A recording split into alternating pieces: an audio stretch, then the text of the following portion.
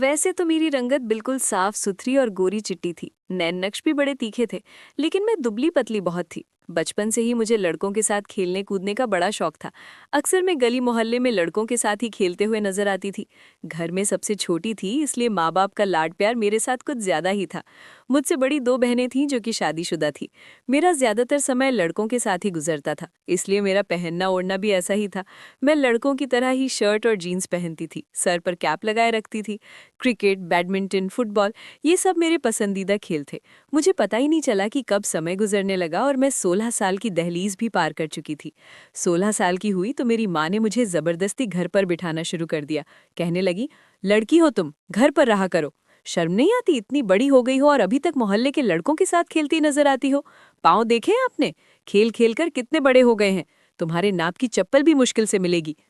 मैं शुरू से ही लापरवाह थी। माँ की बात एक कान से सुनकर दूसरे से निकाल देती थी।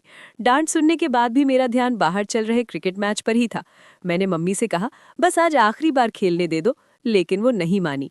मेरा बाहर जाना बिल्कुल बंद कर दिया गया। अब मैं सिर्फ छत पर जाकर पतंग उड़ाती थी या सामने वाले फैजान की छत पर जाकर उसकी माँ से शिकायत करती कि मुझे घर में कैद कर दिया गया है। मेरा उठना बैठना और चाल ढाल सब लड़कों जैसी थी, इसलिए फैजान मुझे समझाता, अब तुम बड़ी हो गई हो, घर पर रहा करो। अक्सर मैं उसी से उसकी शर्ट लेकर पहन लिया करती थी। बेशक मैं लड़कों के साथ खेल कूद कर बड़ी हुई थी, लेकिन मोहल्ले के लड़कों ने कभी मेरे साथ बदतमीजी या हद पार करने की कोशिश नहीं की थी। और उसकी वजह शायद फैजान था, जो हर जगह मेरा रक्षक बनकर मेरे साथ रहता था। माँ के बहुत से काम भी कर दिया करता था, क्योंकि हमारा कोई भाई नहीं था। पापा विदेश में रहते थे और 6 महीने बाद ही घर आते थे। जैसे ही मैंने 12वीं क्लास पास की, मेरी माँ की सहेली ने मेरा रिश्ता अपने बेटे के लिए मांग लिया। मैं 20 साल की थी जब कानपुर से मेरी माँ की सहेली ने अपने बेटे का रिश्ता मेरे लिए भेजा। जब मुझे मालूम हुआ तो मैंने माँ से साफ कह दिया कि मैं आपको छोड़कर दूसरे शहर नहीं जाऊंगी। मम्मी कहने लगी, तुम्हारी आदतें देखी हैं मैंने। मैं तुम्हें अपने पास ब्याह कर जलील नहीं होना चाहती। एक कप चाय तक बनानी नहीं आती तुम्हें। मेरी सहेली है, वो तुम्हारी हर कमी छुपा लेगी। खैर, मेरा ध्यान अभी भी शादी पर नहीं था। मेरा दिमाग तो बस खेल कूद में ही अटका रहता था। शादी से 4 दिन पहले तक मैं बाहर निकलने की तरकीबें करती रही और कई बार छुप छुप कर निकल भी जाती थी। माँ मुझे जबरदस्ती खींचकर घर में बंद कर देती और कहती, शादी में 4 दिन बचे हैं और इस लड़की को चैन नहीं है। वो 4 दिन मैंने बड़ी मुश्किल से घर में बैठकर काटे। आसमान में उड़ती पतंगों को देखकर मेरा मन मचल उठता था और मैं छत पर भाग जाती थी। खैर, मेरी बारात कानपुर से आई थी। दिन में मेरी शादी हुई और रात की ट्रेन से ही वापसी का सफर शुरू हो गया। दुल्हन बनी घूंघट में मैं ट्रेन में बैठी बहुत बोर हो रही थी। मेरा पति रोहित मुझे बार बार गौर से देख रहा था। मुझे अपने ससुराल के माहौल के बारे में कुछ भी पता नहीं था, ना ही रोहित के बारे में। भले ही मेरा बचपन लड़कों के साथ बीता था, लेकिन जिस नज़र से रोहित मुझे देख रहा था, वैसी नज़रों का एहसास मुझे पहले कभी नहीं हुआ था। वो मेरे सामने वाली बर्थ पर बैठा था और मैं अपने भारी लहंगे में खुद को बहुत असहज महसूस कर रही थी। एक तो पहली बार मैं ट्रेन का सफ़र कर रही थी और ऊपर से ये भारी भरकम दुल्हन का जोड़ा। मुझे बिल्कुल भी आदत नहीं थी। मैंने तो आज तक ढंग से सलवार सूट भी नहीं पहना था, हमेशा जीन्स शर्ट या लोअर टी शर्ट में ही रहती थी। इस वक्त इस भारी लहंगे में मुझे घुटन सी महसूस हो रही थी। बड़ी मुश्किल से मैंने 16-17 घंटे का वो सफ़र पूरा किया। भोपाल पहुंचने के बाद मेरी सास ने मोहल्ले की एक लड़की से मेरा मेकअप दोबारा ठीक करवाया। मैं थकान और नींद से बेहाल थी, क्योंकि ट्रेन में मुझे बिल्कुल भी नींद नहीं आई थी। मुझे हमेशा गहरी नींद आने की आदत थी। एक बार सो जाऊं तो फिर उठना मुश्किल हो जाता था। इसी वजह से मैं अपने पति के कमरे में आने का इंतजार भी नहीं कर पाई और जैसे ही बिस्तर पर सिर रखा मुझे नींद आ गई। न जाने रात के किस समय मेरी आंख खुली। मैंने देखा कि रोहित सोफे पर तकिया रखकर सो रहा था।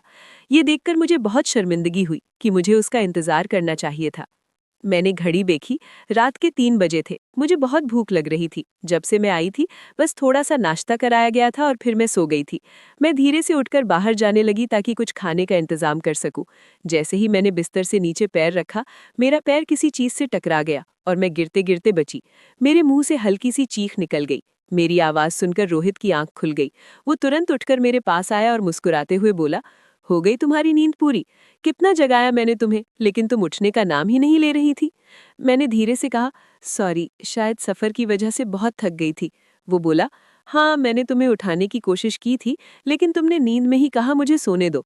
ये सुनकर मुझे और भी ज्यादा शर्मिंदगी महसूस हुई, क्योंकि ऐसा मैं पहले भी घर पर करती थी। मैं सोच ही रही थी कि उसे कैसे बताऊं कि मुझे भूख लगी है, तभी उसने मेरा हाथ पकड़ लिया और मेरे पास बैठ गया।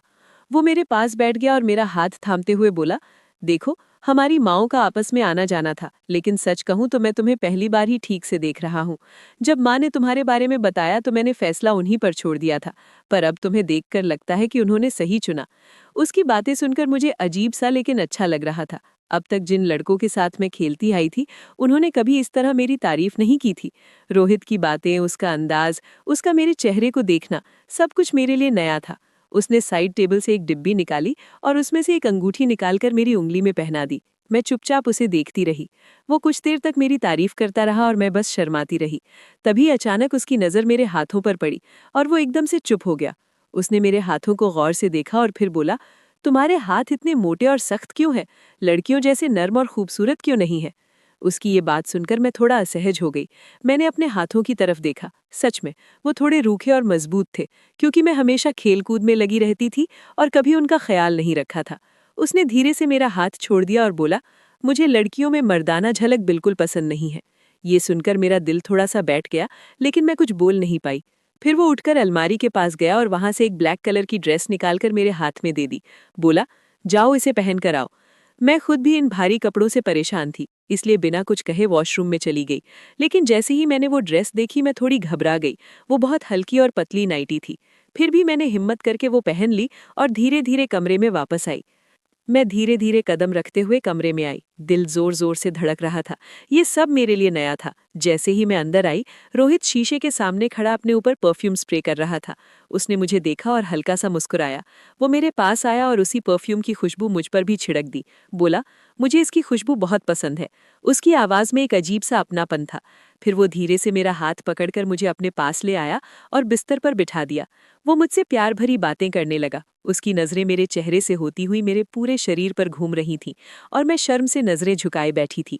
वो बिना मेरी तरफ देखे तेजी से कमरे से बाहर निकल गया।